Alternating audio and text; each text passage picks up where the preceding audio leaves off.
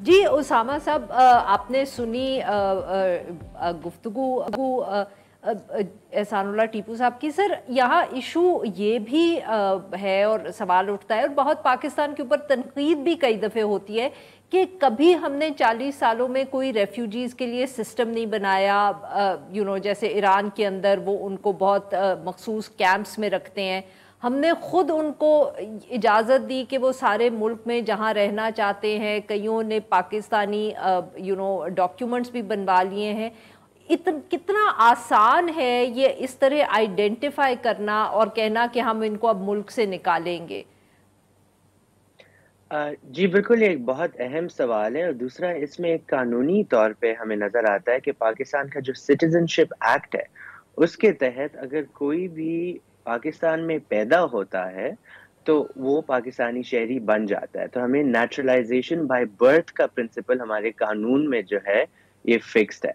तो इसका ये मतलब है कि जितने भी अफ़गान रेफ्यूजी फैमिलीज़ के बच्चे यहाँ पैदा हुए हैं, उन्हें पाकिस्तानी शहरियत का हक जो है, वो हासिल है।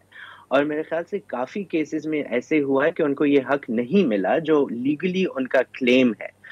तो एक जगह तो ये एक फैक्टर है जो हमें डिफरेंशिएट करती है और ममालिक से हमारे नेबरहुड में जहाँ पे सिटीजनशिप बाय बर्थ का कॉन्सेप्ट नहीं है। तो इस रीजन में Pakistan is one of the few countries.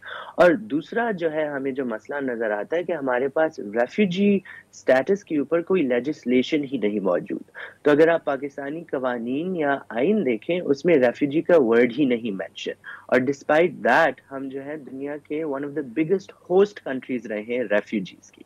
और इसमें एक बड़ा मसला ये है कि जो कन्वेंशन है, रेफ्यूजी कन्वेंशन यूएन का 1951 और उसका 1967 एडिशनल प्रोटोकॉल है, ये दोनों पाकिस्तान ने नहीं साइन किए, जिसकी वजह से हमारे कवानीन में जो है तब्दीली नहीं आई है रिलेटेड टू रेफ्यूजीज। तो पाकिस्तान में रेफ्यूजीज को फॉरेनर्स एक्ट जो है 1949 का, उसके तहत ट्रीट किया जाता रहा है। और इसमें यही मसला रहा है कि ट्राइपार्टाइट एग्रीमेंट्स होते रहे हैं, तो वो जो है हर 3 साल, हर 2 साल उसको एक्सटेंड किया गया है, जिसकी वजह से जो अफगान रेफ्यूजीज की सिचुएशन है वो एक अनसर्टन रही है थ्रू आउट हिस्ट्री, कोई परमानेंस उसमें नहीं रही। तो मेरे ख्याल से कानूनी तौर पे भी इस पे काम करने की बहुत ज़रूरत है।